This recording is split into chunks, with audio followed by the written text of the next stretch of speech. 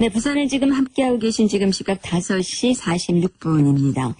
한 주간 전 세계 곳곳에서 일어나고 있는 주요 뉴스 정리해보겠습니다. 동의대 아시아개발연구소장 김태환 교수 전화 연결했습니다. 안녕하세요, 교수님. 예, 안녕하세요. 네. 먼저 불법 조업 단속하던 우리 해병의 고속단정 중국 어선이 고의적으로 충돌해서 침몰하는 사건 정말 화가 났거든요. 예, 많은 국민들이 정말 이거 가만히 있으면 안 되겠다. 이게 어저께 이제 발표했었죠? 강경 대응을?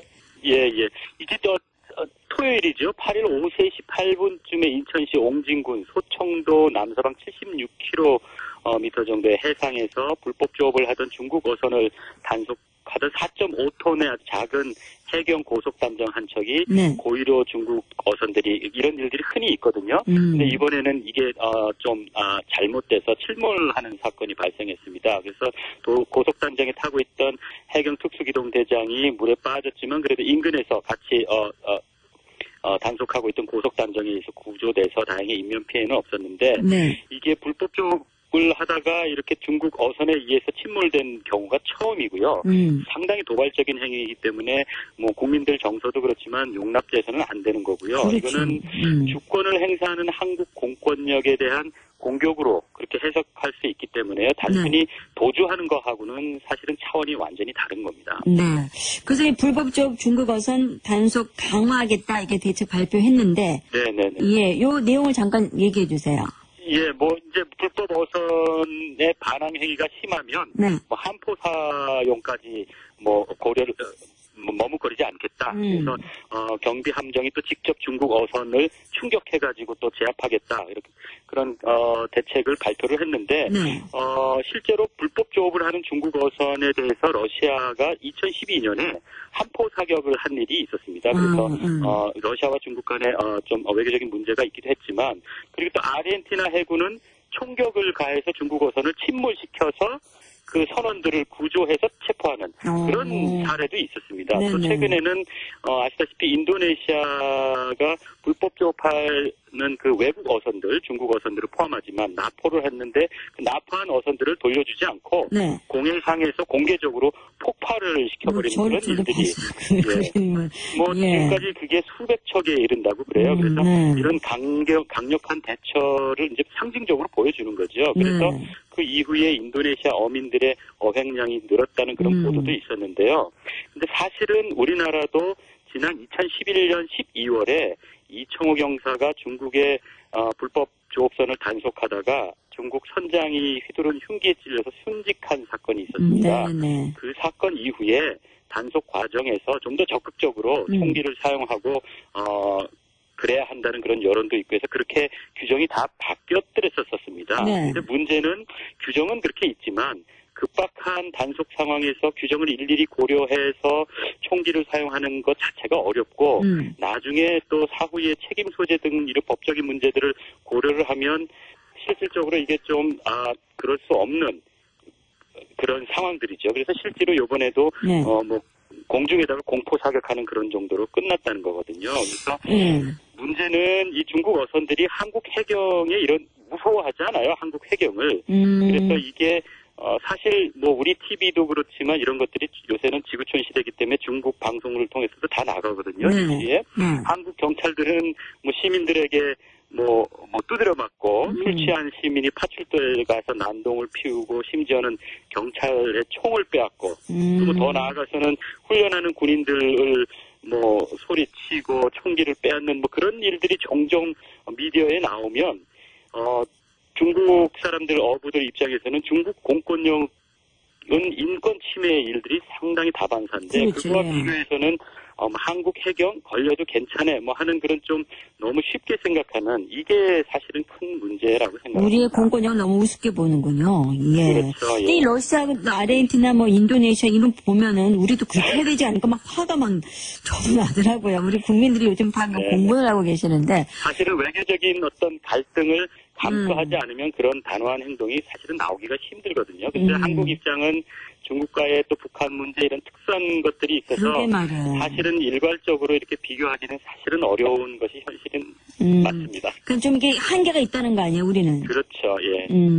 오늘 새벽에 지금 강경 대응 방침 발표 이후에도 이 불법 조업하는 중고선들이 많아서 오늘 뭐 두 척 해경이 납포했다면서요? 예. 그래서 그런지 뭐 생각보다는 뭐 얌전하게 납포됐다는 그런 보도인 것 같습니다. 예. 자, 미국 대선 얘기를 좀 또 해보겠습니다. 네네. 예. 두 번째 TV 토론에 이번에 아주 미국 역사상 가장 지저분한 토론이었다 이런 얘기를 하는데 좀 격차가 더 많이 벌어졌죠? 클린턴하고 트럼프하고? 근데 오히려 두 번째 토론 이후에 여론조사를 보면 줄어들었어요? 줄어들었다는 그런 보도가 있습니다. 11% 차에서 7%로 줄어들었다는 보도가 있어서 좀 의아해할 수 있는데요. 네.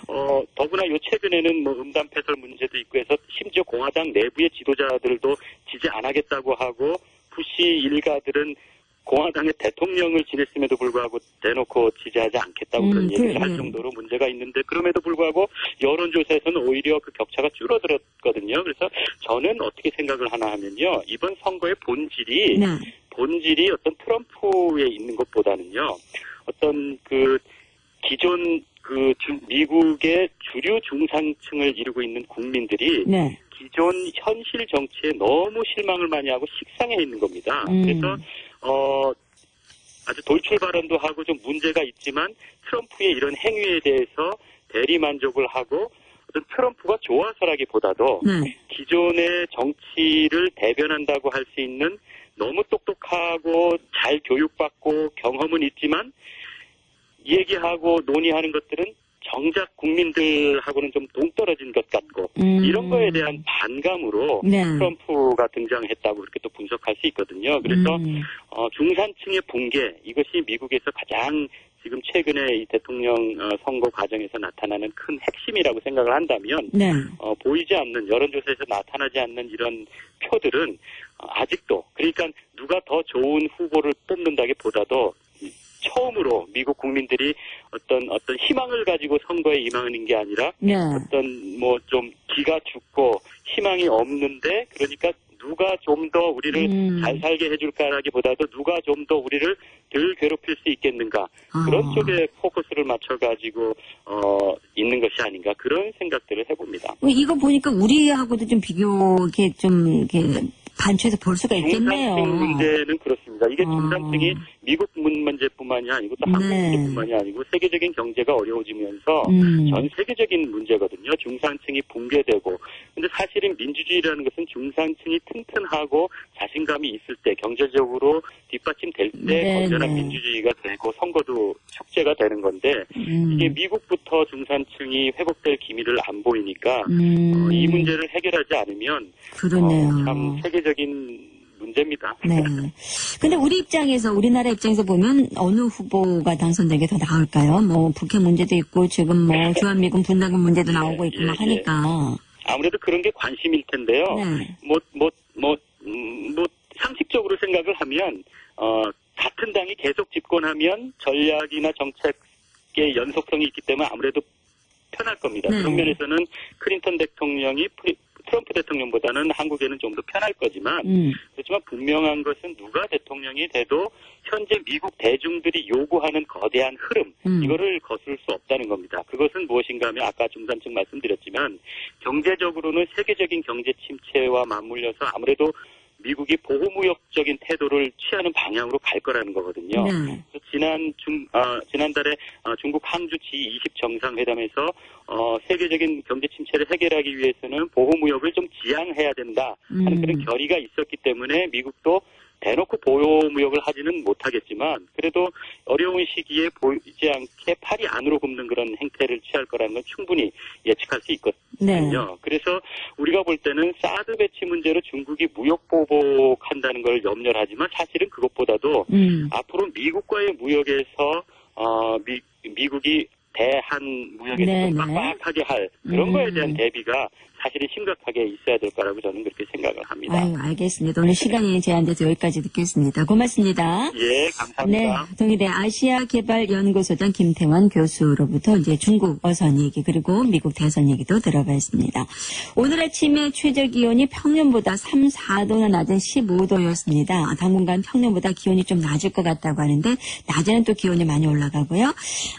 좀 건강 관리 잘 신경 쓰셔야 될 것 같고 맑은 날씨가 이어지겠지만 일요일에 한 차례 비 소식 있습니다. 자, 부산은 지금 내일 오후 5시 10분에 다시 또 이어지겠습니다. 오늘 함께해 주신 여러분 고맙습니다. 아나운서 차경혜였습니다. 감사합니다.